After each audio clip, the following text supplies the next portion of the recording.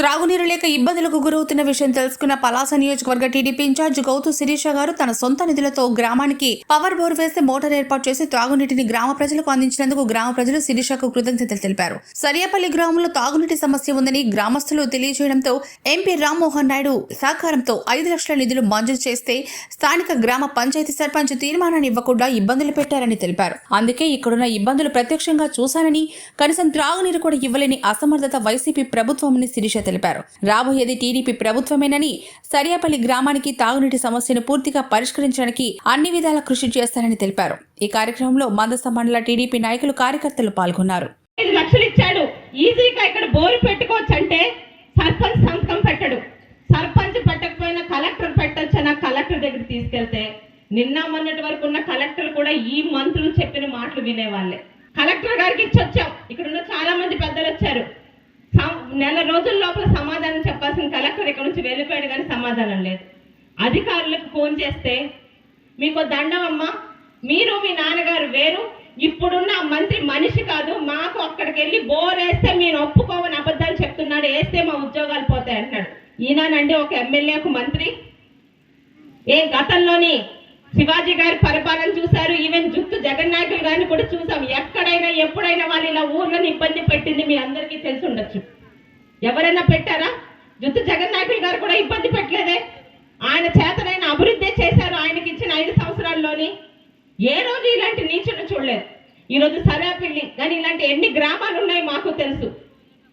సిగ్గుపడకుండా గౌతు కుటుంబం ఏం చేసింది మాట్లాడుతున్నాడు. ఏమనాలండి? నల్లపొట్టూరు కొండ గౌతు కుటుంబం తినేసిందా? రామకృష్ణాపురం గౌతు కుటుంబం తినేసిందా? సూదికొండ, నెమలకొండ ఈరోజు కబ్జాలకు గురి అవుతున్న ప్రతి ఒక్కటి పలాసలో ఎవడయ్యా తినింది? ప్రతి ఒక్కడికి తెలుసు. కానీ భయం, దేనికి భయం? ఎవడి అప్పలరాజు 5 సంవత్సరాల క్రితం వరకు మీరు వెళ్ళి డబ్బులు ఇస్తే మీకు మీ దగ్గర డబ్బులు తీసుకొని సూదులు మందులు ఇచ్చిన అప్పలరాజు గారు మంచి వ్యక్తి, చదువుకున్న వ్యక్తిని టికెట్ ఇచ్చారు, గెలిచాడు. గెలిచాక నువ్వు ఈ పలాసలో ఏం అభివృద్ధి చేసావు? ఎక్కడ చూసినా తప్పుడు పోలీస్ కేసులు, తెలుగుదేశం వాళ్ళ ఆస్తులు లాక్కోవడాలు, వాళ్ళ ఇంటి మీదకి అర్ధరాత్రి జేసీబీలు తీసుకెళ్లి పగలు కొట్టగాలు. ఈ 5 సంవత్సరాల అప్పలరాజు గారి అభివృద్ధి ఏంటంటే ఇదే. అరే ఒక ఊరిలో ఇంత మంది ఆడపిల్లలు ఇదే ఇబ్బంది నీ ఇంట్లో నీ భార్యకి నీ తల్లికి వస్తే తెలుస్తుంది అప్పలరాజు. మంచినీరు అన్నది లేకపోతే తెలుస్తుంది నీకు.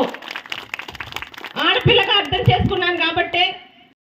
అంతకుముందు నా తండ్రి తాత రాజకీయాలు కూడా చూసాం మేము. ఏ రోజు కూడా ఎన్నికల్లో నీదొక పార్టీ నాదొక పార్టీ అన్నారు. ఎవరు గెలిస్తే వాళ్ళు ఊరికి అన్ని ఇచ్చారు. కానీ ఎక్కడెక్కడ తెలుగుదేశం ఉన్నారు, ఎక్కడెక్కడ తెలుగుదేశానికి ఎక్కువగా ఉన్న గ్రామాలు ఉన్నాయని లెక్క పెట్టి ఆ ఊరికి నీరు రోడ్లు రాకుండా చేసిన ఇంతటి నీచమైన ఒక ప్రజాప్రతినిధిని అప్పలరాజునే ఇంతవరకు నేను చూశాను. కొండలు గుట్టలు ఒకవైపు మింగేస్తూ సిగ్గు లేకుండా, సిగ్గు పడకుండా గౌతు కుటుంబం ఏం చేసింది మాట్లాడుతున్నాడు. ఏమనాలండి? నల్లపొట్టూరు కొండ గౌతు కుటుంబం తినేసిందా?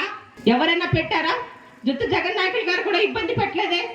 ఆయన చేతనైన అభివృద్ధి చేశారు ఆయనకి ఇచ్చిన 5 సంవత్సరాల్లోని. ఏ రోజు ఇలాంటి నీచును చూడలేదు. ఈరోజు సరేపల్లి కానీ ఇలాంటి ఎన్ని గ్రామాలు ఉన్నాయి మాకు తెలుసు. ఈరోజు తాతగారి పేరు మీద ఉన్న గ్లోస్ హౌస్ తరఫున ఏదో చిన్న సాయం చేయగలిగాను. ఎందుకంటే ఒక ఆడపిల్ల బాధ ఒక ఆడపిల్ల అర్థం చేసుకోగలదు. ఉద్యోగిస్తే ఈరోజు మంచినీళ్ళు రాలేదంటే అదొక పెద్ద సమస్య. ఇంట్లో ఏ పని మొదలు పెట్టాలన్నా మంచినీరు కావాలి. అలాంటివి ఎంతమంది ఆడపిల్లలు బాధపడుతున్నారని వచ్చాము. సహకరించిన పెద్దలకి ఒక్కటే చెప్తున్నాం, మీరు ఎవరికి ఓటేస్తారో అది మీ ఇష్టం, కానీ మంచి చేసే వాళ్ళకి ఓటేయండి. అంతేగాని సర్పంచ్ సంతకం పెట్టడు. సర్పంచ్ పెట్టకపోయినా కలెక్టర్ పెట్టొచ్చని కలెక్టర్ దగ్గర తీసుకెళ్తే నిన్న మొన్నటి వరకు ఉన్న కలెక్టర్ కూడా ఈ మంత్రులు చెప్పిన మాటలు వినేవాళ్ళే. కలెక్టర్ గారికి ఇచ్చొచ్చాం. ఇక్కడ ఉన్న చాలా మంది పెద్దలు వచ్చారు. నెల రోజుల లోపల సమాధానం చెప్పాల్సిన కలెక్టర్ ఇక్కడ నుంచి వెళ్ళిపోయాడు, కానీ సమాధానం లేదు. అధికారులకు ఫోన్ చేస్తే మీకు దండం అమ్మా, మీరు మీ నాన్నగారు వేరు, ఇప్పుడున్న మంత్రి మనిషి కాదు, మాకు అక్కడికి వెళ్ళి బోర్ వేస్తే మీరు ఒప్పుకోవని అబద్ధాలు చెప్తున్నాడు, వేస్తే మా ఉద్యోగాలు పోతాయి అంటున్నాడు. ఈయనండి ఒక ఎమ్మెల్యేకు మంత్రి.